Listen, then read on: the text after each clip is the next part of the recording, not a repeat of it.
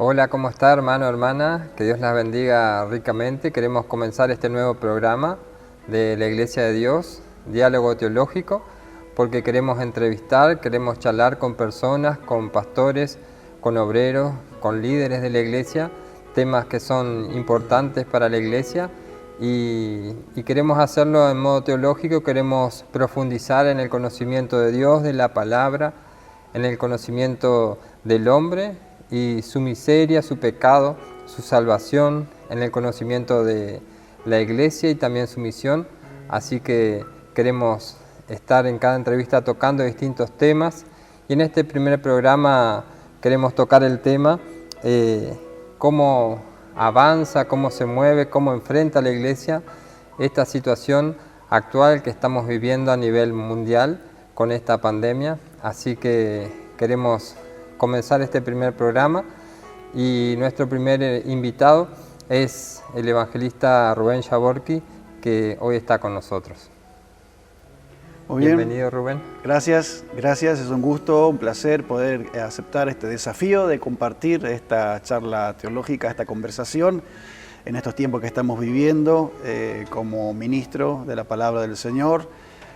Mirando la riqueza que Dios ha dado a la iglesia, fascinado por un lado, nos encontramos con gente preocupada, pero cuando nos mira así de manera tan descontracturada, decimos, bueno, estamos bajo el amparo, la soberanía del Señor, así Amén. Que queremos disfrutar de este tiempo y transmitir esta riqueza a los hermanos, a aquellos que nos están viendo, ¿sí? En diferentes etapas.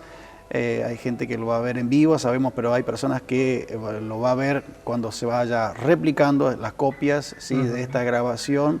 Y entendemos que es una oportunidad extraordinaria para compartir lo que Dios nos ha dado, porque tenemos mucho para compartir. Así que como ministro de la palabra de Dios, de la Iglesia Asamblea de Dios, he aceptado la invitación. Así que gracias, Pastor Milton, acá estamos para poder ser útil y compartir este tiempo tan especial.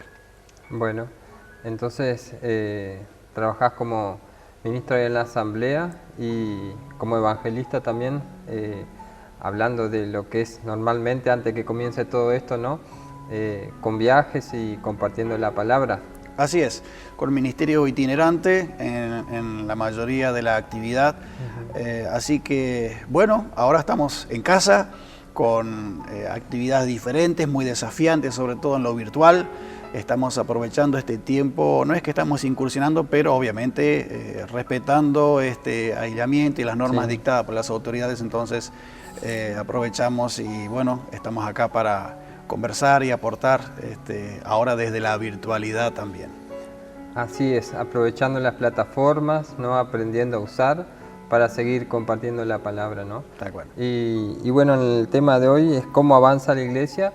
Creo que es necesario en primer lugar poder definir qué es la Iglesia y qué no es la Iglesia. ¿Qué puedes decirnos al respecto? Cuando hablamos de la iglesia, llama la atención porque las personas en la calle dicen las iglesias están cerradas. Ajá. Es muy común escuchar estos días. Sí. Si no hay un reclamo, ¿cuándo van a abrir las iglesias?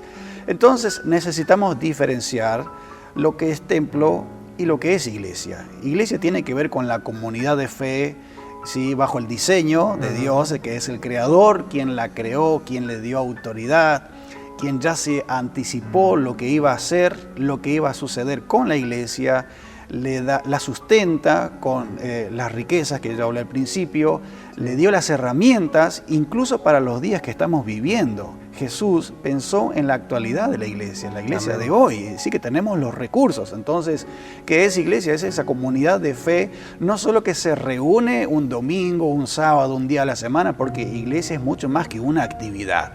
Entonces necesitamos diferenciar esto y tenerlo bien en claro estos conceptos. Lo que están cerrados son los templos, pero la iglesia no se puede cerrar. Ni la más acérrima de las persecuciones pudo cerrar la iglesia, la historia lo ha demostrado. Así que acá estamos, la iglesia sigue activa. Estamos acá porque la iglesia no la frena ninguna pandemia, ninguna persecución. Así es. Dice ni lo alto ni lo profundo, ni ninguna cosa creada se puede oponer, ¿no? Al amor de Dios por su iglesia y por sus hijos, y la persevera, ¿no? Creo que muchas veces usamos el vocabulario iglesia refiriéndonos al templo habitualmente, ¿no? Voy a la iglesia En realidad la iglesia somos nosotros, ¿no? Como decíamos, somos el cuerpo de Cristo. Y estas situaciones nos ayudan a repensar, a refrescar este concepto que quizás lo sabemos, ¿no? Pero es bueno tenerlo bien en claro y aprenderlo y saber que somos las personas de la iglesia, ¿no? Entonces, ¿cuál es la función que cumple el templo? ¿Para qué tenemos templo? Lo tenemos para congregarnos, que es parte de la tarea de la iglesia, ¿no? Así es. Sí, el templo es un lugar físico dedicado para la adoración, para que el pueblo de Dios se reúna, y hay herramientas que Dios les ha dado y son únicas, que hoy cuestan en la virtualidad. La virtualidad nunca va a reemplazar a lo que sucede dentro del templo físicamente hablando. Pero bueno, hoy estamos haciendo uso de la virtualidad, estamos transmitiendo, compartiendo la palabra de Dios, las alabanzas, los consejos, las enseñanzas. Pero no vemos la hora de volver al templo, esa es la realidad. Pero mientras tanto, la iglesia sigue activa, la iglesia no quedó clausurada por este aislamiento que estamos viviendo, por esta pandemia. No me gusta usar esa palabra, pero son los términos muy comunes de estos días, ¿sí? Porque esto es algo provocado, y bueno, hay mucho para hablar acerca del tema, pero hermanos preguntan en la calle, dice, ¿estamos siendo perseguidos? Hay muchas preguntas y bueno, serían lindos tiempos para conversar acerca de estas cuestiones. Tener en claro que la iglesia, vamos a dejar en claro esto, la iglesia sigue activa, sigue adorando, sigue creciendo, está siendo desafiada a reinventar su manera de comunicar las buenas noticias. Así es. Y bueno, como vos decías, en la virtualidad hay cosas que nos desafían este tiempo, pero hay cosas que no alcanzamos a lograr y no vamos a hacerla a través de la virtualidad. ¿Por qué? Porque el congregarnos trae ciertas características y ciertos beneficios. ¿Cuáles son algunos de los beneficios que podemos mencionar respecto a congregarnos? La palabra del Señor nos enseña, en Corintios habla de hágase todo para edificación, habla de la participación congregacional. Uno tiene salmo, alguien tiene una palabra, habla de los dones y remata este texto diciendo hágase todo para edificación. Cuando uno busca eso, es la idea del Señor es el crecimiento, es la madurez, es el avanzar, es el motivarnos mutuamente. Me gusta mucho la palabra de Hebreos que dice de estimularnos en amor a las buenas obras, ¿sí? Y la inflexión de la voz, el vernos físicamente, el saludarnos, el darnos un abrazo, sucede con el vínculo familiar más cercano, pero cuando nos vemos con los hermanos en la congregación suceden cosas muy especiales que a veces la damos por hecho y de repente hoy no la tenemos, físicamente hablando. El Espíritu Santo sigue estando ahí, las emociones siguen estando ahí, pero hoy ya nos estamos extrañando un poco, de verdad. Entonces, hay una construcción como en equipo, en comunidad, que es difícil reemplazarlo en la virtualidad. Pero, repito, a la iglesia le sirve obviamente y la iglesia sigue anunciando las buenas noticias. Entonces, cuando se reúne la iglesia, adora, alaba al Señor, recibe la palabra, es enseñada, es instruida y se fortalecen los vínculos. Es algo que quiero remarcar, se fortalecen los vínculos, no solo en lo emocional, sino nuestra fe se agiganta porque cuando nos ven, ¿sí? Se activa esa fe porque ven la obra de Dios en cada uno de nosotros. Escuchan lo que compartimos, les llama la atención. Dios utiliza nuestras vidas para bendecir a los hermanos. Y la iglesia se trata de eso, es algo grandioso, es algo extraordinario. Hebreos, en el marco histórico, en el contexto de Hebreos, dice, no dejen de congregarse como algunos se comenzaron a acostumbrar. Se fueron de Jerusalén, estaban lejos de Israel y dejaron de congregarse. Como ellos tenían la idea únicamente del templo a Jerusalén, pero ahora estaban algunos a miles de kilómetros de distancia y el escritor a los hebreos le dice, no se dejen de congregar, porque ustedes pierden beneficios, ustedes pierden fuerza, ustedes pierden la riqueza que tiene la iglesia, que Dios le da y se manifiesta cuando la congregación, cuando la iglesia se reúne en el templo. Por eso los judíos tenían en cada localidad, debido a que no podían acceder al templo, o los judíos de la diáspora usaban la sinagoga, ¿no? Así es. Que era el lugar de reemplazo al templo, en cierta manera no reemplazo, pero sí proveía la comunión y la enseñanza de las Escrituras, ¿no? Así es. Hoy tenemos la ventaja de que pensando en la sinagoga era muy restringido el acceso y entonces hoy tenemos que remarcar eso, que hoy tenemos libertad porque tenemos para niños, para adolescentes, para las mujeres, para los muchachos, para matrimonios, para empresarios, para los estudiantes y bueno, y para la familia en general. Así que las puertas han estado abiertas hasta hace poco, hasta hace muy poco para todos. Ahora estamos en la virtualidad, pero bueno, anhelamos volver pronto y poder disfrutar de esto. Otra de las cosas que me vino a la mente con esto de los beneficios de congregarnos, vos decías de fortalecernos los vínculos, ¿no?, entre las congregaciones, entre hermanos en la fe, pero qué lindo, y vos que viajás mucho, ese sentimiento de afecto que uno tiene con otra persona que quizás no la conoce, con otro pastor, líderes que quizás te da alojamiento en su casa, que compartís una cena, porque vas a predicar la palabra, nunca lo viste, te invitaron, fuiste y tenés un mismo espíritu y compartís una misma fe y eso es la comunión que se da también en el templo y la que hoy nos está faltando. Esa afinidad que tenemos que parece que nos conocemos, pero es ¿cómo es? Hay una llegada espiritual, sí, una afinidad espiritual también que se da, ¿no? Así es. Algo que hay una palabra clave en esto que es comunión, la comunión de la iglesia. No es lo mismo virtual, la conexión virtual, ¿sí?, el que poder hacerlo físicamente. Yo recuerdo después de haber llegado a un viaje bastante extenso, llego a un lugar humilde y una abuela casi de 90 años me abraza y me comienza a besar. Me besaba, sí, en una mejilla, en la otra. Yo decía, ¿qué le pasa a la abuela? Se emocionó la abuela, yo no la conocía a ella. Pero la emoción que ella tenía, decía, pastor, usted llegó. La gente dice, no, pastor, pastor. Entonces, ese abrazo de esa abuela me marcó, hace muchos años que sucedió esto, me marcó. Qué lindo nosotros poder cultivar la comunión. Es algo que tenemos que tener mucho cuidado. Obviamente hoy en cierta medida no podemos prescindir de ella, pero carecemos, ¿sí?, de esa comunión. Sí. No decimos que aunque el templo esté cerrado perdemos comunión, pero cuando comienza a hacerse una costumbre el no congregarse se va perdiendo fuerza eso, se pierde esa esencia de la comunión que tiene la iglesia. La comunión es muy importante para la iglesia. Y yo creo que hoy muchos se estarán lamentando de cuando la tuvimos, sí, con tanta libertad y no la aprovechamos, ¿no? Así es. No se supo aprovechar y creo que también sirva de lección para que cuando regresemos podamos valorarla, como vos decías, edificarnos, construirnos, usar las reuniones para no venir como expectantes, sino a ser parte, ¿no? Bueno, pasando ahora un poco el tema de la iglesia o definición de la iglesia y la comunión, quiero hacerte una consulta, porque acá en Mateo 5, capítulo 5 al 7, Jesucristo habla sobre el discipulado, sobre la vida del nuevo creyente o del cristiano, ¿no? Es como la ley para el creyente y lo primero que tenemos es las bienaventuranzas y nos llama benditos, dichosos, ¿no?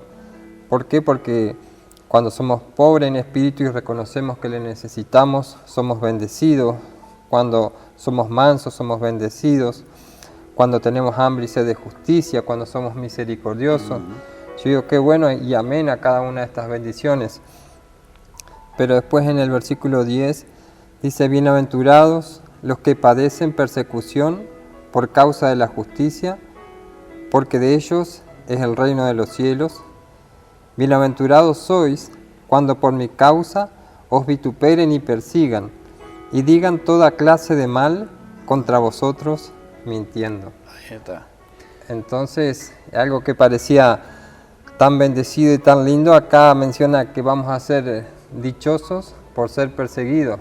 Es como vos decías hoy, Cristo ya ve lo que iba a venir en el futuro, ¿no? Ya preparó a su iglesia y porque en el ADN de la vida cristiana ya puso la persecución. En el primer discurso que da, ya está la persecución presente, ¿no? Así es. Porque eso está dentro de la naturaleza de la vida cristiana. Yo lo llamo personalmente, cuando hablamos de persecución, lo veo como un agente multiplicador en dos sentidos, de calidad y de cantidad. Nosotros vemos olas de persecución en la historia de la iglesia. La historia de la persecución en la historia de la iglesia comienza en Hechos, capítulo 4, la persecución romana, la primera de 10 grandes persecuciones, ¿sí? 10 porque con el nombre de los emperadores, desde Nerón hasta Diocleciano. Entonces, más o menos abarcó unos 300 años por ahí. Hubo altibajos, no fue en todas las persecuciones igual, bajo el dominio de cada uno de los emperadores, pero bueno, la historia habla de cosas muy fuertes que al día de hoy suena un tanto inimaginable para el mundo occidental, para nosotros sobre todo. Pero cuando uno mira, la iglesia termina con tremendos beneficios en la persecución. Más allá, esto es muy fuerte porque hay pérdidas de vidas humanas, hay destrucción de organizaciones, porque el templo podrá ser derribado como sucede en los países donde no hay libertad de culto. Hoy, al día de hoy, hay un poquito más de 50 países que no reconocen el derecho a sus ciudadanos, ¿sí?, a profesar libremente su fe. Un poco más de 50 países. ¿50 países? 50 países. Ahí ya hablamos de persecución, ¿sí? De más alto nivel en algunos casos, otros menos, pero es persecución al fin, porque los cristianos, las personas, no tienen la libertad de profesar su fe. Hay una persecución ahí. Ahora, miramos a la persecución como un agente que beneficia a la iglesia. Un agente, digo, multiplicador en dos sentidos. De calidad, es una iglesia que se vuelve más a la oración, menos materialista, que disfruta mucho más de la comunión. No es alguien que dice, voy a ir este domingo, el otro domingo no voy a ir. No, los cristianos en la persecución no veían la hora de poder reunirse, porque ellos sabían que esa reunión podía ser la última. Y la iglesia en Hechos de los Apóstoles, en esos primeros 30 años de la iglesia, se caracterizaron por dos cosas: por la unidad y por el gozo. Era una iglesia de gozo. Cada reunión era una celebración, era una fiesta. No era un lugar donde la gente iba, voy a ver qué pasa. No iban como espectadores. Dice, de los demás, ninguno se atrevía a juntarse con ellos. Era a todo o nada. Así que son lecciones que nosotros tenemos que tener muy presentes. Por algo está escrito ahí, no es solamente un hecho histórico. Ahí hay principios, hay verdades que nos sirven a nosotros. Y lo de que hoy estamos viviendo es un anticipo de cosas que se van a venir. Hay cosas que se están gestando a nivel mundial y difícilmente después que volvamos al templo volvamos a la absoluta normalidad como la teníamos antes. Tenemos que tener en cuenta, esto es un llamado de atención primeramente para nosotros los hijos de Dios, para los cristianos. Entonces, la persecución Dios la permite ahí con un propósito. Y hay un cristiano, hay una fe de calidad cuando hay persecución. Es duro decirlo, pero es la realidad. La historia lo demuestra. Si nosotros tuviéramos que elegir, discutiríamos hasta con Dios mismo, diciendo, estás equivocado porque estamos bien así, sin persecución. Pero sin embargo, la persecución produce cosas extraordinarias. Y vemos que la iglesia sale de Jerusalén, no se movió hasta que llegó a la persecución. Se mueve hasta al norte, hacia Antioquía, hacia el resto del Imperio Romano, y en medio de la persecución. Entonces, hay un crecimiento, no solo en calidad de la fe de la iglesia, sino en cantidad también. Entonces, al ellos huir en la persecución, llevaron su fe por diferentes continentes en aquella época, y bueno, sigue sucediendo hoy. Entonces, tenemos cristianos más espirituales, diría algunos pastores, ¿sí?, más fuertes en la fe, más afirmados, de más oración, con convicciones profundas. Quien está titubeando en la persecución se desaparece. En el Hechos vemos con Esteban, ¿no?, que hasta que no es apedreado, Jesucristo dijo, recibirán poder y serán testigos de Jerusalén, Samaria y hasta toda la tierra, ¿no?, hasta lo último de la tierra. Y la iglesia recibió el poder, empezó a bendecir, creció Jerusalén y creció Jerusalén y creció Jerusalén. Hasta que no muere Esteban apedreado como mártir, no es dispersada la iglesia a Samaria y más allá, ¿no? Así es. Entonces está eso de ese crecimiento cualitativo y cuantitativo también, ¿no? ¿Será que estamos creciendo en calidad hoy y viene el crecimiento en cantidad también, ¿no? Yo creo que sí, yo creo que en calidad esto de la cuarentena, del encierro, provocó un crecimiento en calidad y a la vez es como vos decís, es como que tenés que definirte si estás tibio o te fortaleces o dejás, ¿no? Pero es como que te pone en aprieto también esta situación. Sí, sí, tal cual, tal cual. Tenemos muchos ejemplos que no solamente... Me gusta mucho el ejemplo de Daniel, por ejemplo. Es un caso que siempre lo analizo y no dejo de admirarlo. Yo pregunto, hablo con los hermanos y digo, ¿cómo se llamaba el pastor de Daniel? ¿Cómo se llamaba la familia de Daniel? ¿Cómo se llamaba la congregación donde iba Daniel? Daniel de joven, de adolescente, fue llevado desde su tierra por más de 1400 kilómetros en ese viaje que lo llevaba Nabucodonosor. Su padre había muerto, ¿sí?, allá en Babilonia, y Nabucodonosor volvía de una guerra de Egipto, está sitiando la ciudad de Jerusalén por más de un año, y ahí se lo lleva a Daniel y a lo mejor de Jerusalén, se lleva la nobleza desde Jerusalén hacia la capital del imperio, hacia Babilonia. Eso llevó un buen tiempo, ¿sí?, de viaje, y comienza una reconstrucción cultural, religiosa, ética, moral en estos muchachos, de ahí a que se le cambian los nombres, los idiomas y todo. Y yo veo eso muy reflejado porque para mí el libro del profeta Daniel está escrito para nuestros tiempos. Ahí también hay principios, hay verdades, como en toda la palabra de Dios, pero yo resalto ahora lo de Daniel. Ajá. Y Daniel de repente está cerca del trono, como se encuentran muchos cristianos hoy, cerca del poder político, del poder económico, y de repente se ven dentro de la fosa de los leones. Así que hay como una especie de sub y baja en la biografía de Daniel, y él pasa por 4 reinados. Muy interesante cómo sucede y cómo termina escribiendo palabras muy contundentes. Dios tiene el control de todo, es tan profundo. Uno mira la visión que Dios le da, cómo Dios le muestra a Daniel, y habla para nosotros en estos días. Como hablando de esa visión, ¿no?, cómo se va a levantar un imperio, cómo se cae otro, el imperio de oro, de plata, de bronce, sí. La estatua con los pies de hierro y barro, la piedra que viene y choca, ¿no? Sí. Es el levantamiento y queda de cada imperio, ¿no? Como Dios le revela lo que está pasando, pero lo que va a venir también, ¿no? Así que es impresionante esto de la historia. Y bueno, otra de las preguntas que tenemos apuntadas es... si hay persecución hoy, ¿cómo consideras esto? Y hasta dónde en el tema de la persecución hay un papel importante en el tema de la sujeción a las autoridades, saber que son puestas por Dios, y el tema de la obediencia al Evangelio, a la palabra de Dios, ¿no? Que hay una tensión ahí. Es interesante porque hay un conjunto de preguntas acá. Tenemos que ir separando estos conceptos en cuanto a la obediencia y la autoridad. Es interesante que el apóstol Pablo utiliza la palabra en Romanos, dice sométanse, ¿sí? Y el someterse no habla de una obediencia absoluta. Si una autoridad se para ante el semáforo y dice está la luz en rojo y te ordena que pases el semáforo en rojo, entonces vamos a entrar en un conflicto ahí, a ver hasta dónde nosotros tenemos que obedecer a las autoridades civiles, ¿sí? Entonces, volviendo, ¿hay persecución? Hay persecución. Hay tipos de persecución. Hoy mencioné más al principio sobre olas de persecución o niveles de persecución. No es lo mismo hablar de la persecución de los cristianos por ejemplo, en China, en Asia, ¿sí?, en algunas partes de Centroamérica, África también. Hay tipos de persecución. Hoy la persecución más fuerte que se está dando en este momento es una persecución ideológica y se ha desatado sobre el mundo entero, ¿sí?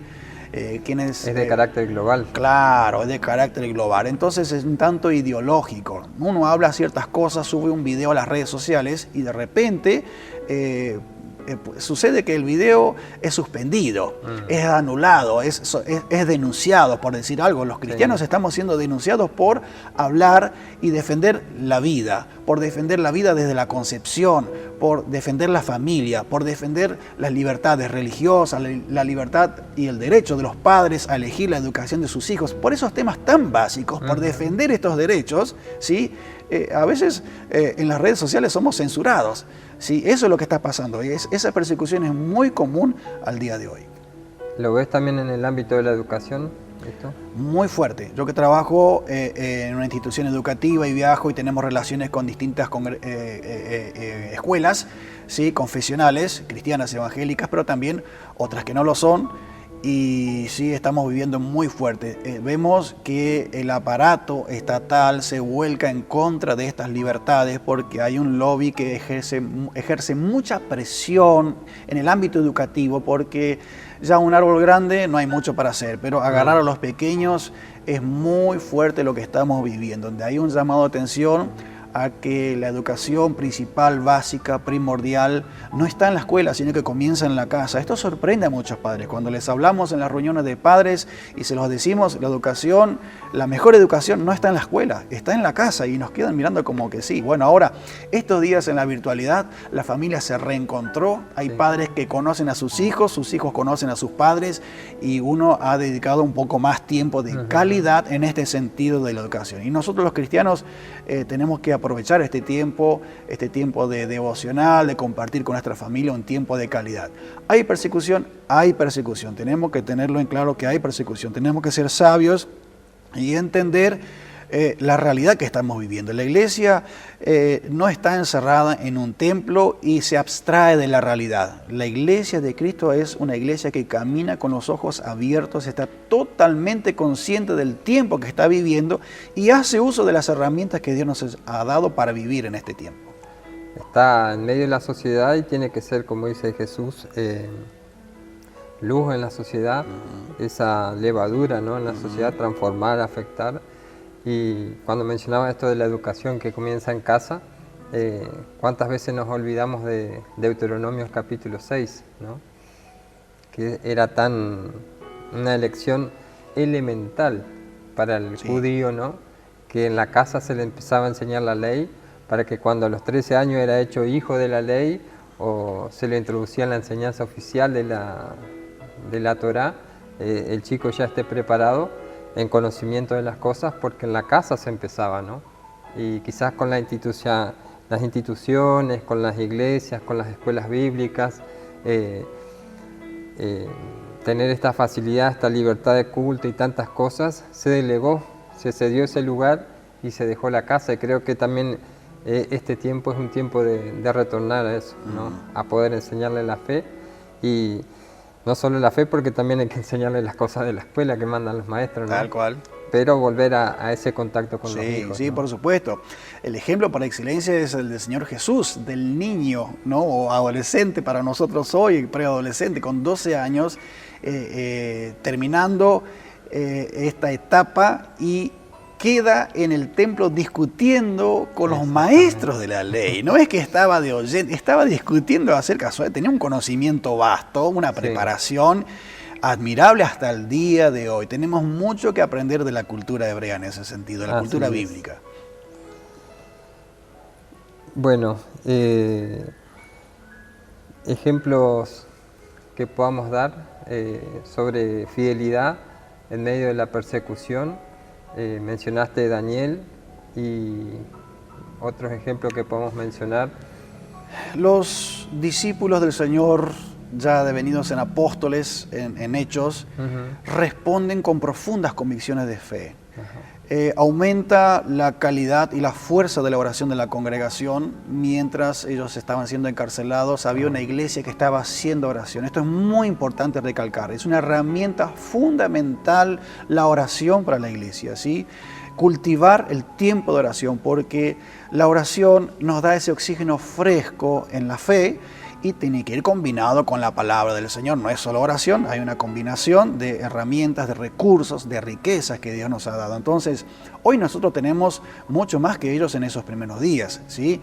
Entonces, cómo ellos reaccionaron, y bueno, son ejemplos contundentes, como hablamos de Daniel, ahora de los apóstoles y del mismo Señor Jesús. A veces pasamos por alto, porque Él es llevado compulsivamente a una cruz. Sí. Ahora, él se entrega a esa persecución, Él da su vida, obviamente, pero lo vemos también como un elemento de hostigamiento, si se quiere, ¿sí? Que avanza y llega hasta la muerte.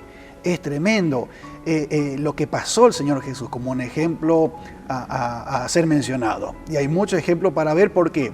No encontramos queja, no encontramos pidiendo legiones de ángeles, no encontramos al Señor pidiendo que venga fuego del cielo, como por ahí se encuentre, vamos a tomar autoridad y demás. Bueno, entonces seamos sabios, porque Dios está al gobierno, Dios es soberano, Él no perdió el gobierno, no lo tomó por sorpresa esta pandemia, el COVID-19 no es algo que lo tome por sorpresa, incluso a la Iglesia de Cristo tampoco, ¿sí? Entonces seamos sabios para nosotros tomar estos ejemplos, ¿sí? Repito, una iglesia unida, de oración, de gozo, que crece en calidad de su fe, pero obviamente también en cantidad. Hay personas que piden oración porque hay personas que no pueden dormir estos días, están angustiadas, así que les estamos compartiendo la palabra del Señor, les compartimos esperanza. Hay mucho miedo, la gente tiene mucho miedo.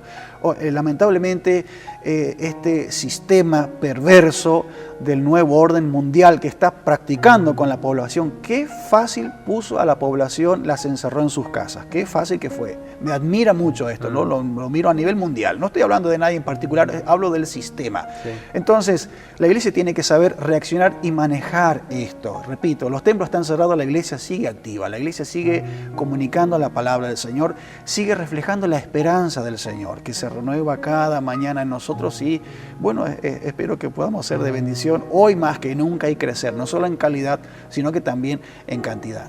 Cuando pasó eso de la persecución de los apóstoles que mencionaba, una de las cosas que sucedía cuando la iglesia oraba y ellos tenían que estar ante el tribunal era el denuedo con que hablaban, ¿no? Cómo se defendían, dice, cómo esta gente que no tiene estudio, que es Galilea, de una región tampoco sin universidad, sin casas de estudio, puede hablar de esa manera. Y porque estuvo con el maestro, decían, pero no podían entender cómo ellos respondían, ¿no? Porque tenían esa capacidad de hacerlo en medio de la persecución, en vez de estar atemorizados, dice que salieron gozosos de ser perseguidos por causa del Señor, ¿no? Es así. Es interesante porque volviendo al texto que mencionaste de Mateo, bienaventurados, felices, bendecidos cuando los persigan, no por hacer cosas indebidamente, aclaremos esto, ¿sí? Porque hay gente que dice, me están persiguiendo, sí, la ley persigue a aquellos que faltan a la ley. Ese texto no habla de eso, hay que leerlo con mucha atención, los términos, dice, cuando digan mal de vosotros, como sucede hoy en las redes sociales, ¿sí? Cuando los escrachen, pero por causa de la fe, no por malas acciones, por malas actitudes y malos comportamientos. Esto hay que aclararlo bien porque hay gente que en nombre de la fe se toma atribuciones que no corresponden, ¿sí? Entonces, ahí habla de una persecución por causa de la fe. El apóstol Pedro también habla de eso y aclara, es muy interesante. Él dice, bueno, dice, ustedes tienen que estar gozosos, ¿sí? Cuando los vituperen por causa de la fe. ¿Sí? Por causa de la fe. No sea que sean sorprendidos, bueno, en alguna falta, estén mintiendo o esto o lo otro. No, eso no es persecución, eso es pagar la consecuencia de las malas decisiones que se toman. ¿Sí? Sí. Entonces eso no es persecución, es la justicia. Aclaremos esto porque hay personas, repito, ¿no? En nombre de la fe, por ahí se toman atribuciones. Entonces, es muy interesante, se aprende mucho de la persecución, uno mira la palabra del Señor y bueno, ejemplos más recientes, y a mí me gusta cómo la iglesia, un sector de la iglesia se está preparando para este atropello ideológico, cultural que hay. Hoy se llama deconstrucción cultural. Entonces atacan la educación y agarran la inocencia de los niños. Entonces nosotros los hijos de Dios, los cristianos, la iglesia debe estar muy atento a esto, tener los recursos, ¿sí? Ser instruidos, necesitamos de la oración. Yo creo que Dios hace milagros, pero que también tenemos que prepararnos también para el tiempo que estamos viviendo. Así es. Y bueno, ¿por qué me preguntaba? La iglesia crece en la persecución, ¿no? Yo creo que somos hijos del rigor muchas veces, ¿no?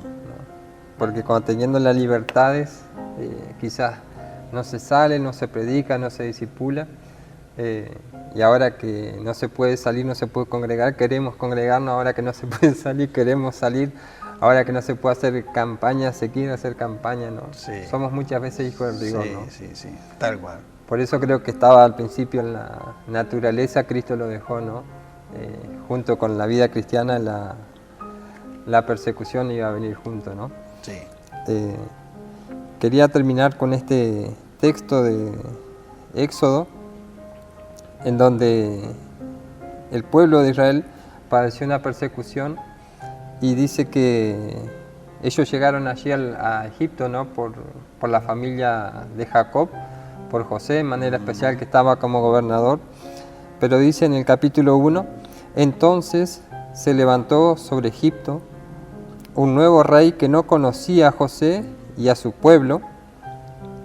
Dice, entonces pusieron sobre ellos comisarios de tributo para que le molestasen con sus cargas y edificaron para Faraón las ciudades de almacenamiento Pitón y Ramsés, pero cuanto más lo oprimían, tanto más se multiplicaban y crecían, de manera que los egipcios temían a los hijos de Israel. Yo creo que de alguna manera los planes del Señor son así, ¿no? Que cuando hay persecución también viene crecimiento y, como decíamos al principio, nada puede hacerle frente a la iglesia del Señor Jesucristo, ¿no? Así es, ya dijimos, la historia lo demuestra en la nación de Israel, asimismo en la iglesia se replica y vemos la mano de Dios. De ahí a que insistimos con esto, a no tener miedo en este tiempo, ¿sí? A no estar cohibidos ahí porque nos han encerrado en nuestras casas, estamos tan limitados hoy. Hay gente que está reclamando la Constitución y los derechos y demás, pero nosotros tenemos que ver la mano de Dios en todo esto, tenemos que ver una oportunidad como iglesia de ser diferente en la sociedad, pero también digo, tenemos una oportunidad de distinguirnos como iglesia, de ser esa luz, de ser esa sal, como dijo el Señor Jesús, y lo creo, estoy plenamente convencido que es totalmente posible. Y creo que más que otra oportunidad, tenemos que aprovechar este tiempo para el evangelismo personal. Sí. Ya que no nos podemos congregar, no se pueden hacer cosas, eventos masivos de mucha gente, pero todos los días nos cruzamos con alguien, tenemos que salir a hacer nuestras compras, tenemos que salir a hacer nuestras cosas. Entonces, en esa habitualidad, en ese movimiento, multiplicarnos, aprovechar para multiplicarnos y compartir esa fe que quizás en otro momento estábamos atemorizados, decíamos qué va a pensar o simplemente estábamos muy cómodos, ¿no? Pero saber que estamos en tiempos difíciles y aprovechar, porque también la gente que no tiene a Cristo la está pasando muy mal. Entonces, compartir la fe uno a uno, y creo que es factor de multiplicación. Totalmente de acuerdo. Así es. Así que es un tiempo a ser aprovechado. Aprovechemos a compartir la palabra del Señor. Siempre en estos días soy recurrente en esto, en cuanto al uso de las plataformas, las redes sociales. Hay gente que está difundiendo siempre malas noticias porque uno mira los medios y es todo mala noticia. La mala noticia vende, la catástrofe vende, el miedo vende. Entonces, nosotros somos llamados como iglesia a anunciar las buenas noticias, traer un mensaje de esperanza, de paz, de quietud, de obediencia al Señor, de compartir, como dije, las riquezas al principio. Así que nuestro mensaje no es de catástrofe, no es para infundir miedo, totalmente lo contrario. Las buenas nuevas de salvación traen paz, ¿sí? Así como dice el título, buenas nuevas, el contenido son buenas noticias. Entonces tenemos que tener cuidado con lo que consumimos en las redes sociales, con lo que compartimos, a lo que le damos el me gusta, el like ese, ¿sí? Porque nosotros somos seres influenciables y a veces alguno lo toma con humor.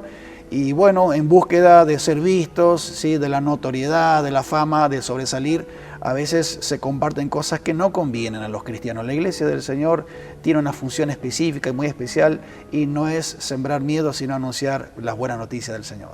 Por eso decía la bienaventuranza, bienaventurados los pacificadores, ¿no? Aquellos que ministran esa paz que viene a través del Evangelio. Sí. Bueno, Rubén, muchas gracias por compartir este tiempo, esta entrevista con nosotros. La palabra y bueno, darnos este lugar para compartir estos conceptos. Muy bien, gracias por la invitación. Así que bueno, animamos a los hermanos a orar más, a escudriñar las Escrituras, a seguir este programa, este espacio que va a ser constructivo y de mucha bendición. Así que gracias por la invitación, un desafío bien interesante. Animamos a los hermanos a participar, a estar cerca, a compartirlo, ¿sí? Con las personas que lo necesiten, porque va a ser una herramienta de bendición, de mucha bendición. Bueno, muchas gracias y muchas bendiciones para vos, para tu ministerio, para tu familia. Gracias. Bueno, estamos concluyendo entonces así este programa de diálogo teológico. Espero que confíen que esta palabra fue de bendición para tu vida. Esperamos, como decía el ministro también, que puedas compartirlos, que podamos difundir estas buenas noticias que tenemos en Cristo y que podamos transmitir esa paz sobre todas las cosas. Que Dios te bendiga y nos vemos en el próximo programa.